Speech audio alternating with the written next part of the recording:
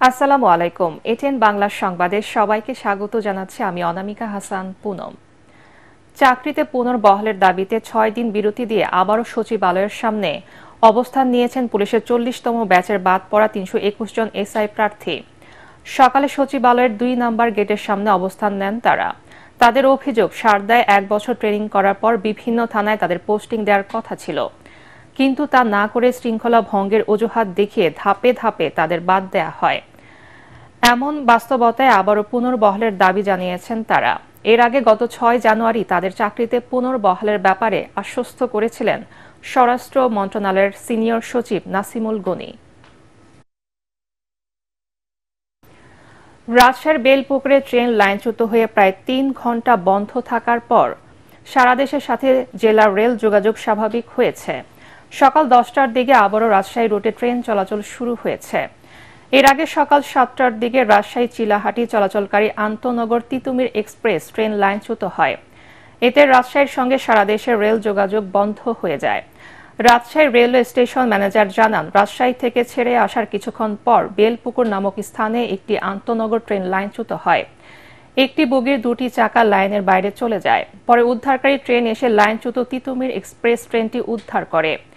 এই সময়ে আটকে পড়ে লোকাল ও আন্তনগর বেশ কয়েকটি ট্রেন। দুর্ভোগে পড়েন যাত্রীরা। লালমনিরহাটে রেলওয়ের জমিতে অবৈধভাবে নির্মিত মার্কেট সহ বিভিন্ন স্থাপনা গড়িয়ে দিয়েছে রেলওয়ে কর্তৃপক্ষ।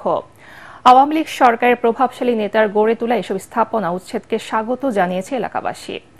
তবে উচ্ছেদ অভিযানে ক্ষতিগ্রস্ত ক্ষুদ্র ব্যবসায়ীরা সরকারের কাছে ক্ষতিপূরণ চেয়েছেন। লালমনিরহাট প্রতিনিধি আনোয়ার স্বপনের রিপোর্ট জানাচ্ছেন ফারহিন ইসলাম টুম্পা। জেলার মোগলহাট গেট এলাকায় রেলওয়ের জায়গা দখল করে মার্কেট নির্মাণ করেন আওয়ামী লীগ নেতা জহুরুল হক মামুন। তার মৃত্যুর পর এর দেখভাল করে আসছে তার পরিবার। রেল কর্তৃপক্ষ জানায়, অবৈধভাবে নির্মিত ওই মার্কেট সরাতে একাধিকবার নোটিশ দেওয়ার পরেও বারবার ব্যর্থ হন তারা। তবে পর্যায়ক্রমে অবৈধ সব স্থাপনা উচ্ছেদের কথা জানিয়েছে রেল কর্তৃপক্ষ।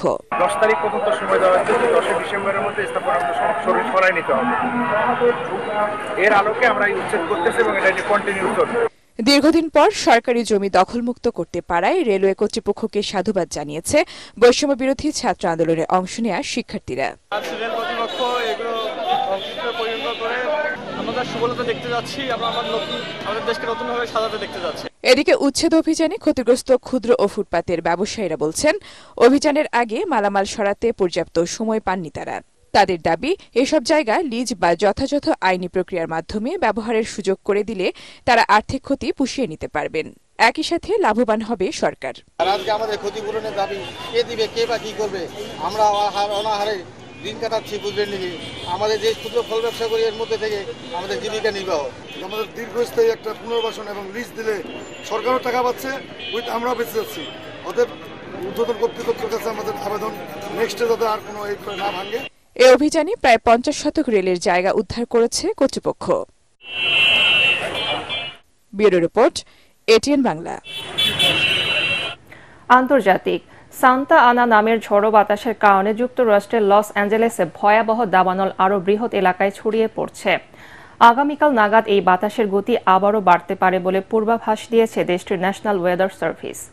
এতে দাবানল আরও বিস্তীর্ণ এলাকায় ছড়িয়ে পড়ার আশঙ্কা করা হচ্ছে। লস অ্যাঞ্জেলেসে 4টি দাবানলে পুড়ে গেছে হাজার হাজার ঘরবাড়ি সহ বিভিন্ন স্থাপনা। নিরাপদে সরিয়ে নেওয়া হয়েছে 1.5 লক্ষাধিক মানুষকে। দাবানল নিয়ন্ত্রণে যুক্তরাষ্ট্রের পাশে দাঁড়ানোর ঘোষণা দিয়েছে কানাডা। আরও জানাচ্ছেন আশিকুর রহমান। যুক্তরাষ্ট্রের লস অ্যাঞ্জেলেসে ভয়াবহ দাবানলে পুড়েছে বিস্তীর্ণ এলাকা। 1 সপ্তাহ পেরিয়ে গেলেও এখনও নিয়ন্ত্রণ আনতে পারেনি ফায়ার সার্ভিস কর্মীরা। এই দাবানল ছড়িয়ে পড়ার পেছনে বড় কারণ সান্তা অ্যানা নামের ঝোড়ো বাতাস। সম্প্রতি বাতাসের গতি কিছুটা কমায় আগুন নিয়ন্ত্রণে এসেছিল। তবে কিছু এলাকায় গতি বাড়ার আবারও আশঙ্কা করছে যুক্তরাষ্ট্রের ন্যাশনাল ওয়েদার সার্ভিস। তারা জানিয়েছে, লস অ্যাঞ্জেলেস ও ভেঞ্চুরা কাউন্টিতে মঙ্গলবার সকাল পর্যন্ত বাতাসের গতি বাড়তে পারে। ঘণ্টায় 30 মাইল গতিতে বয়ে যাওয়া ঝোড়ো বাতাস 70 মাইলে পৌঁছাতে পারে। এমন পরিস্থিতিতে দাবানল নিয়ন্ত্রণে যুক্তরাষ্ট্রের পাশে দাঁড়ানোর ঘোষণা দিয়েছে কানাডা। দেশটির প্রধানমন্ত্রী জাস্টিন ট্রুডো ঘোষণা দিয়েছেন, ক্যালিফোর্নিয়ার দাবানলের বিরুদ্ধে লড়াই করতে সহায়তার জন্য 60 জন দমকল কর্মী পাঠাচ্ছে তার দেশ। এদিকে লস অ্যাঞ্জেলেসে এখনও 4টি দাবানল সক্রিয় রয়েছে। এর মধ্যে প্যালিসেইডস দাবানল আরও 1000 একর এলাকায় ছড়িয়েছে। পুড়ে গেছে 22,000 একর এলাকা। লস অ্যাঞ্জেলেসের 12,000 অবকাঠামো ধ্বংস হয়ে গেছে। 57,000 অবকাঠামো ঝুঁকির মুখে। প্রাণ বাঁচাতে এলাকা ছেড়ে যেতে বলা হয়েছে 1,53,000 মানুষকে। ক্যালিফোর্নিয়ার ফায়ার সার্ভিস জানিয়েছে এখন পর্যন্ত প্যালিসেইডস দাবানল মাত্র 11% নিয়ন্ত্রণে আনা গেছে। দাবানলে এ পর্যন্ত কমপক্ষে 24 জনের মৃত্যু হয়েছে। আশিকুর রহমান, এটিএন বাংলা। খেলার খবর, রিয়াল মাদ্রিদকে 5-2 গোলে বিধ্বস্ত করে স্প্যানিশ সুপার কাপের শিরোপা জিতল বার্সেলোনা। দ্বিতীয়ার্ধে গোলরক্ষক সেজনি লাল কার্ড দেখলে বাকি 34 মিনিট 10 জন নিয়ে খেলে কাতালানরা। তবুও প্রতিযোগিতার ইতিহাসের সর্বোচ্চ 15 বার এই ট্রফি নিয়ে মাঠ ছাড়ে হান্সি ফ্লিকের দল। Report SM আশরাফের। চিরপ্রতিদ্বন্দ্বীদের কাছে হারলে জাতমান থাকে না। লড়াইটা শুধু ট্রফিতে সীমাবদ্ধ নয়, দুই দলের সমর্থকদের কাছেই এ যেন সম্মান বাঁচানোর অস্তিত্বের যুদ্ধ। সেই লড়াইয়ে রিয়াল মাদ্রিদকে রীতিমতো মুখ লুকানোর অবস্থা তৈরি করল বার্সেলোনা। যদিও সৌদি আরবের কিং আবদুল্লাহ স্পোর্টস সিটিতে কিলিয়ান এমবাপ্পে মাত্র 5 মিনিটেই যেভাবে বার্সার রক্ষণকে দুমড়ে মুচড়ে দলকে এগিয়ে নিলেন, তাতে ভিন্ন আভাসই পাওয়া যাচ্ছিল।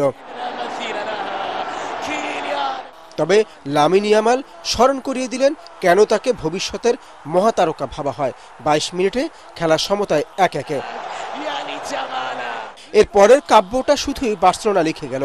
36 মিনিটে রবার্ট লেভানদোভস্কি, 39 মিনিটে রাফিনহা। কাতালান শিবিরের খেলায় যেন পেপ গার্দিওলা যুগের ছন্দের জাদু।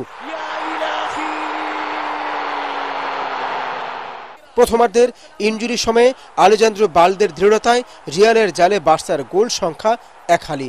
অবাক, বিধ্বস্ত কার্লো আনচেলত্তির শিষ্যরা যেন দিকভ্রান্ত। দ্বিতীয়ার্ধে রাফিনহার নিজের দ্বিতীয় আর দলের 5ম গোলে জয় প্রায় নিশ্চিত হয়ে যায়। তবু বার্সা গোলরক্ষক সেজনি 56 মিনিটে লাল কার্ড দেখলে খেলায় ফেরার স্বপ্ন দেখে রিয়াল সমর্থকরা। কিন্তু রদ্রিগো শুধু 1 গোলই শোধ দিতে সক্ষম হয়। এ নিয়ে টানা 2টি এল ক্লাসিকোতে অন্তত 4 গোল হজম করল Real Madrid. SM Ashraf, ATN Bangla. পরবর্তী সংবাদ দেখার আমন্ত্রণ জানিয়ে এখনকার মতো শেষ করছি। এটিএন বাংলার সংবাদ ইউটিউবে দেখতে ব্রাউজ করুন youtube/ATN বাংলা নিউজ। ধন্যবাদ সবাইকে।